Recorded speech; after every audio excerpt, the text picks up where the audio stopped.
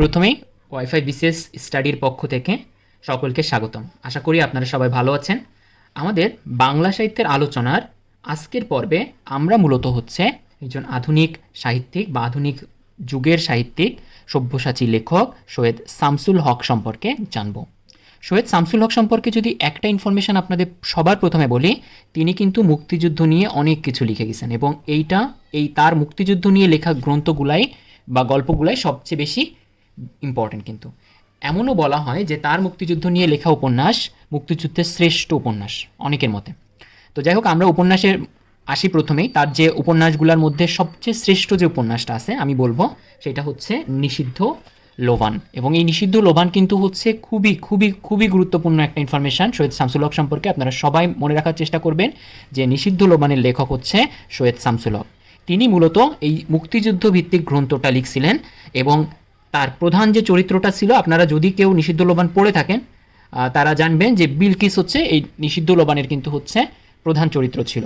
আচ্ছা, আপনারা আরেকটা জিনিস করতে পারেন, গেরিলা নামে একটা মুভি আছে, বাংলাদেশি মুভি। এটা কিন্তু এই নিষিদ্ধ লোবান থেকেই মূলত হচ্ছে নিষিদ্ধ লোবান থেকেই চলচ্চিত্রে রূপান্তর করা হয়েছে। গেরিলা নামে মুভিটা আপনারা হয়তো দেখবেন, এটা আশা করি যে আপনাদের মাস্ট ওয়াচ মুভি এটা, ঠিক আছে? জয়া হাসানের মানে অভিনীত একটা মুভি দেখবেন।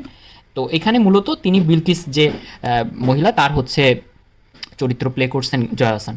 আর এছাড়া দেখবেন যে এখানে হচ্ছে প্রদীপ নামে একটা চরিত্র আছে, ঠিক আছে? খোকা নামে একটা চরিত্র আছে যেটা হচ্ছে বিলকিসের ছোট ভাই। তো এরকম কিছু ব্যাপার হচ্ছে এখানে কিন্তু আপনারা দেখতে পারবেন এবং এটা খুবই ইম্পর্টেন্ট। আমি আরও বলতেছি, বারবার বলতেছি যে নিষিদ্ধ লোবান কিন্তু হচ্ছে সৈয়দ শামসুল হক কেন বাংলা সাহিত্যে যদি আপনি মুক্তিযুদ্ধ নিয়ে উপন্যাসের কাতারে দেখেন, তার মধ্যে কিন্তু শ্রেষ্ঠ বা অনেকের মতে অন্যতম শ্রেষ্ঠ হচ্ছে উপন্যাস কিন্তু হচ্ছে নিষিদ্ধ লোবান।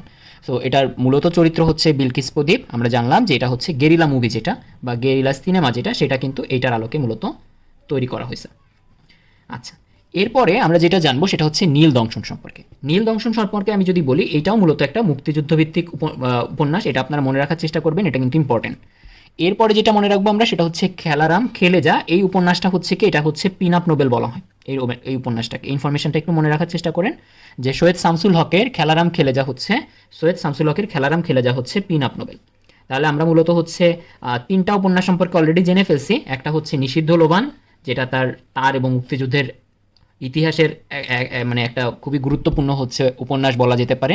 নীল দংশন সম্পর্কে আমরা জানছি, এটা মুক্তিযুদ্ধ ভিত্তিক উপন্যাস। খেলারাম খেলে যায়, এটা পিন আপ নোবেল বলতে পারেন। সো এটা মনে রাখবেন। আর দেওয়ালের দেশ মূলত এটা তার প্রথম উপন্যাস। তো আমরা কিন্তু প্রত্যেকটা উপন্যাস সম্পর্কে ছোট ছোট কিছু ইনফরমেশন জানার চেষ্টা করতেছি এবং এটার মাধ্যমে মনে থাকবে কিভাবে, যে এটার মাধ্যমে আপনাদের কি হবে যে এই ইনফরমেশনগুলো আলটিমেটলি মনে থাকবে। আপনি যদি শুধু আর এইভাবে পড়ে যান যে উপন্যাস নিষিদ্ধ লোবান, নীল দংশন, খেলারাম খেলে যা, দেওয়ালের দেশ, তাহলে মনে রাখাটা একটু টাফ। আপনারা যেটা চেষ্টা করবেন প্রত্যেকটা জিনিস সম্পর্কে কিছু ছোট ছোট ইনফরমেশন জেনে রাখার, যার কারণে আপনার এই সৈয়দ শামসুল হক সম্পর্কে বা যে কোনো লেখক সম্পর্কে ওই ইনফরমেশনটা আপনার মনে থাকবে। আচ্ছা, এরপর আমরা কাব্যনাট্য সম্পর্কে যদি জানি, কাব্যনাট্য তার প্রথম যে কাব্যনাট্য সম্পর্কে আমরা পড়বো সেটা হচ্ছে পায়ের আওয়াজ পাওয়া যায়। এটাও কিন্তু অনেক ইম্পর্টেন্ট একটা কাব্যনাট্য। পায়ের আওয়াজ পাওয়া যায় কারণ আমি আবারও বলতেছি যে এটা মুক্তিযুদ্ধ ভিত্তিক। তার মুক্তিযুদ্ধ ভিত্তিক প্রত্যেকটা গ্রন্থ কিন্তু ইম্পর্টেন্ট।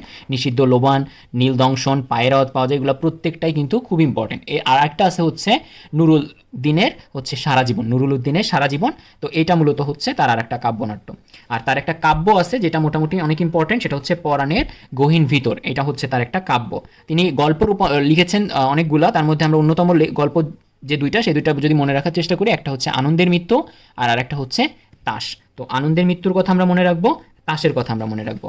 আমি আরও একবার বলি যে এখানে উপন্যাসের ভেতরে নিষিদ্ধ লোবান, এটা সবচেয়ে গুরুত্বপূর্ণ ইনফরমেশন হচ্ছে নিষিদ্ধ লোবান। এটা মনে রাখতেই হবে, এটা না মনে রেখে আসলে কিছু করা যাবে না, ঠিক আছে? আপনি যদি সৈয়দ শামসুল হক পড়েন তাহলে আপনাকে নিষিদ্ধ লোবান মনে রাখতেই হবে।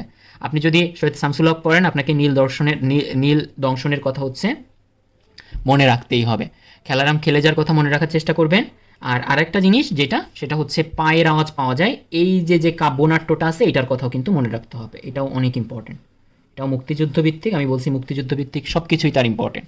আর আরেকটা কাব্যগ্রন্থ আছে যেটা মনে রাখতে পারেন, সেটা হচ্ছে পরাণের গহীন ভেতর।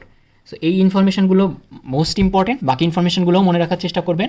আমি আরেকবার যদি বলি, আমি প্রথম থেকে আরেকবার বলি যে সৈয়দ শামসুল হক তিনি কী লিখছেন, বেশি মুক্তিযুদ্ধ নিয়ে লিখছেন। মুক্তিযুদ্ধ নিয়ে তার যদি উপন্যাসের কথা বলি, কী কী উপন্যাস তিনি লিখছেন, নিষিদ্ধ লোবান লিখছেন আর হচ্ছে নীল দর্শন লিখছেন। দেখেন দুইটাই হচ্ছে কি ন দিয়ে শুরু। আচ্ছা, এরপরে হচ্ছে কি কাব্যনাট্য লিখছেন তিনি একটা, যেটা পায়ের আওয়াজ পাওয়া যায়, যেটা মুক্তিযুদ্ধ ভিত্তিক।